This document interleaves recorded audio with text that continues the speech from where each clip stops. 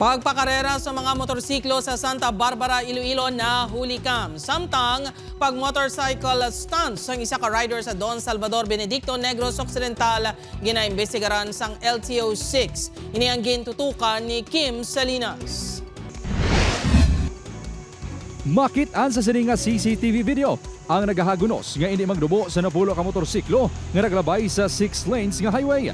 Sa duwa pagid kasi para nga kuha sang CCTV, talalopanggon nga daw nagapakarera ang mga ini.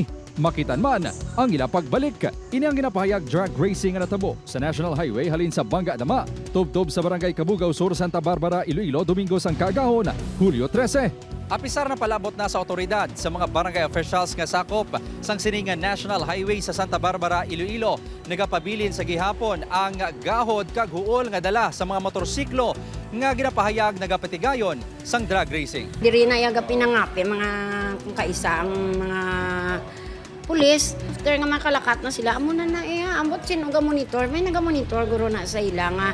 Wala na di ang mga pulis, sige, go na. Suno sa kapulisan, mamudla ikumpirmar kung may nagkakatabo nga drag racing sa Banwa. Samtang natumod sang Land Transportation Office 6 ang tagiya sang isa sa mga motor nga ginapahayag gingamit sa karera. Ginisyoan na ini sang show cause order. Suno sa 46 anyos nga si Elias Jeff, nakibot ni bangod ginpakayo lang niya ang motor sa madosang hapon sa barangay San Isidro Haro. Ako lisensya ang ginanoday. Kaya ako nakarestrong motor mo. Ginabili na motor nga mo na kayo ginpadlaga na nila sang gabi ngay na ngaway kami kabalo. Ang rider gali sa motor sa tungation, amo ang mekaniko nga si Alias Nonoy, 20 anyos, residente sang barangay San Isidro Haro. Ginpanginwala sini nga nagpakarera siya apisar 120 km/h ang dalagan sini. Wala ko to ka balong mo to nga digmaan sila yan. Nalabihan lang nila ako. Kilala mo to, hindi? Hindi ko to kilala yan. Gintising ako motor kay mga sensor ka motor lang. Posible ini maban sa pagkuha sang lisensya.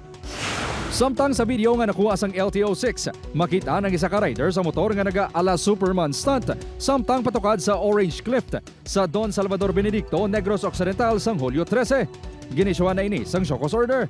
Ginadeterminar pa kung ang tagiya sa motor o kung ang rider sa video ang isa lang ka persona. Suno sa LTO-6, hugot nga ginadumilian ang pagkarera o kung paghimos ang stunt, ilabi na sa National Highways. We need to eliminate these people doing reckless maneuvers from the road para nga mabuhin ang aksidente sa dalan. Kaya hindi mo na silang gamit sa dalan mo, like racetrack. Upod Kerumel Porquia, Kim Salinas, 1 Western Visayas.